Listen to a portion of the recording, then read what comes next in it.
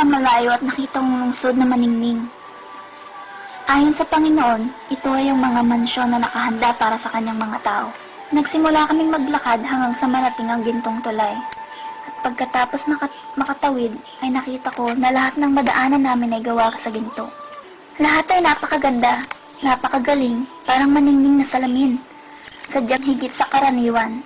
At nakita namin ang makalangit na tahanan at libo-libong anghel na gumagawa ng mansyon.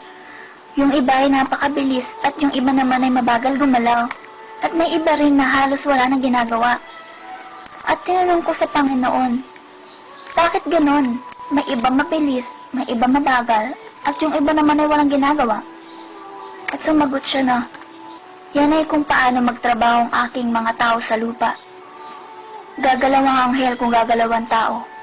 Sadyang hindi na nga kinakalat ang ebanghelyo. Hindi na sila nag-aayuno.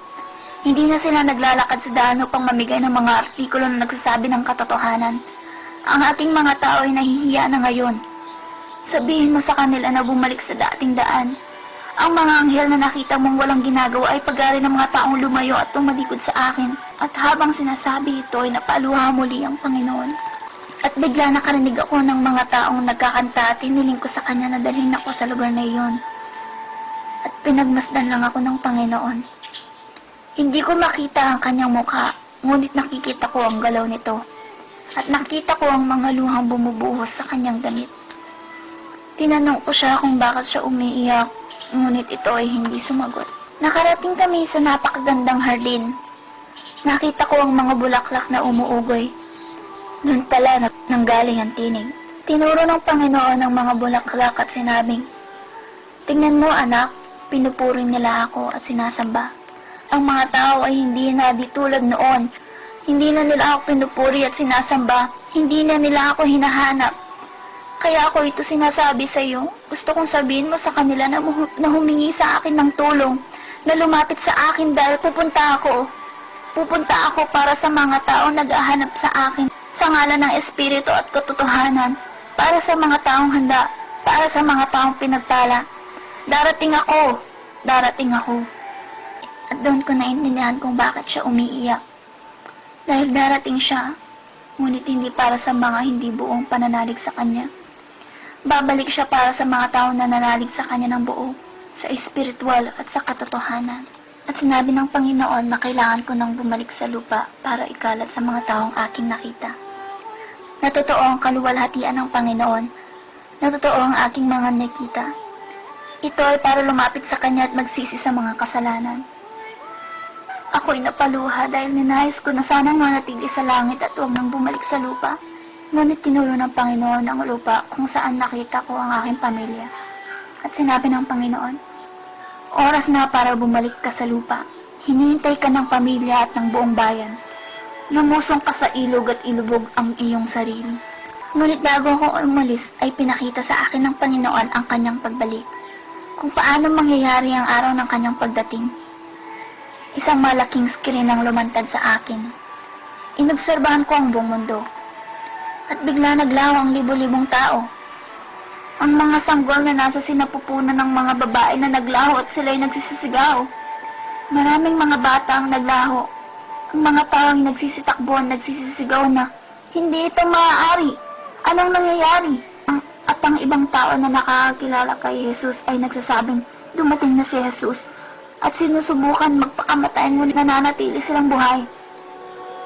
May mga aksidenteng nagaganap ngunit wala ni isang bangkayang makikita. Lahat ng tao ay buhay kahit na may pinsala sa katawan. At sinabi ng Panginoon na sa mga araw na iyon, ang kamatayan ay aalis.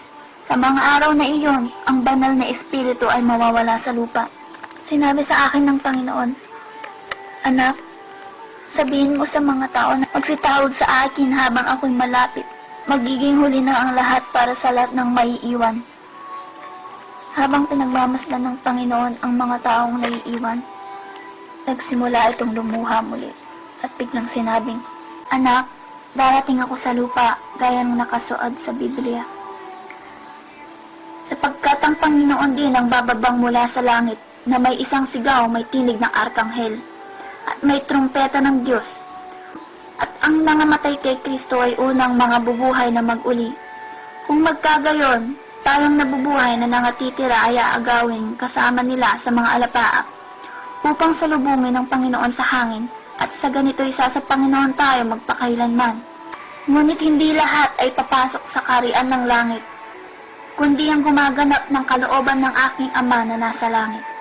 Sapagkat sinabi ng Panginoon sa akin na, sundin ninyo ang kapayapaan sa lahat ng mga tao, at ang pagpapakabanal na kung wala sa iyo'y sino man ay di makakakita sa Panginoon. Ngunit tungkol sa araw at oras na yaon walang makakaalam, kahit ang mga anghel sa langit, kundi ang Ama lamang.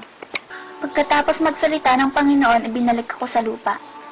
Umabot ng 5 oras bago ko namulat ang aking mga mata at nakapagsalita. Ngunit sobra akong nanghihina at hindi makapagsalita ng maayos. Umabot na ng 2 linggo bago ko nabawi ang aking lakas, at doon ko palang nasabi sa kanila ang lahat ng aking nakita. At sa mga panahon na yon ay dumating ang mga demonyo para pahirapan ako. Nanatili sila ng 3 araw sa amin.